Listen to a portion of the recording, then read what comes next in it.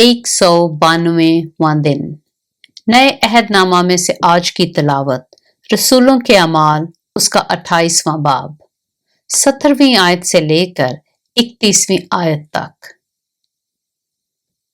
3 रोज के बाद ऐसा हुआ कि उसने यहूदियों के रईसों को बुलवाया और जब जमा हो गए तो उनसे कहा, ऐ भाइयों, हर चंद मैंने उम्मत के और बाप दादा की रस्मों के खिलाफ कुछ नहीं किया, तो भी यरूशलेम से कैदी होकर रूमियों के हाथ हवाला किया गया।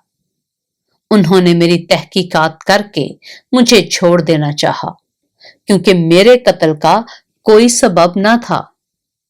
मगर जब यहूदियों ने मुखालफत की तो मैंने लाचार होकर कैसर के हां अपील की, मगर इस वास्ते नहीं कि अपनी कौम पर मुझे कुछ इल्जाम लगाना था।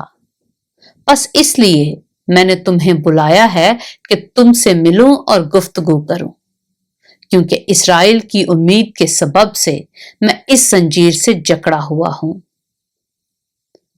उन्होंने उससे कहा, ना हमारे पास यहूदिया से तेरे बारे में खत आए, ना भाइयों में से किसी ने आकर तेरी कुछ खबर दी, ना बुराई बयान की, मगर हम मुनासिब जानते हैं कि तुझसे सुने कि तेरे ख्यालात क्या हैं, क्योंकि इस फिरका की बाबत हमको मालूम है कि हर जगह इसके खिलाफ कहते हैं। और वो उससे एक दिन ठहरा कर कसरत से उसके हाथ जमा हुए और वो खुदा की बादशाही की गवाही दे देकर और मूसा की तौरेत और नबियों के सहीफों से यस्सु की बाबत समझा समझा कर सुबह से शाम तक उनसे बयान करता रहा। और बाज ने उसकी बातों को मान लिया और बाज ने ना माना। जब आपस में मुत्तफिक ना हुए तो पौलुस के इस एक बात के कहने पर रुखसत हुए कि रूह कुदुस ने यसाया नबी की मार्फत तुम्हारे बाप दादा से खूब कहा है कि इस उम्मत के पास जाकर कह कि तुम कानों से सुनोगे और हरगिज ना समझोगे, और आंखों से देखोगे और हरगिज मालूम ना करोगे, क्योंकि इस उम्मत के दिल पर चर्बी छा गई है और वो कानों से ऊंचा सुनते हैं और उन्होंने अपनी आंखें बंद कर ली हैं।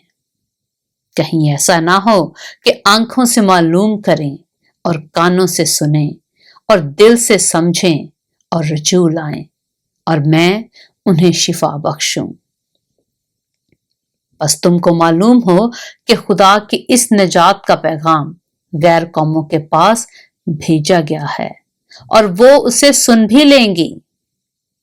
जब उसने ये कहा तो यहूदी आपस में बहुत बहस करते चले गए और वो पूरे 2 बरस अपने किराया के घर में रहा और जो उसके पास आते थे उन सब से मिलता रहा और कमाल दिलेरी से बगैर रोक टोक के खुदा की बादशाही की मुनादी करता और खुदावंद यीशु मसीह की बातें सिखाता रहा। पाक कलाम के पढ़े और सुने जाने पर खुदावंद की बरकत हो।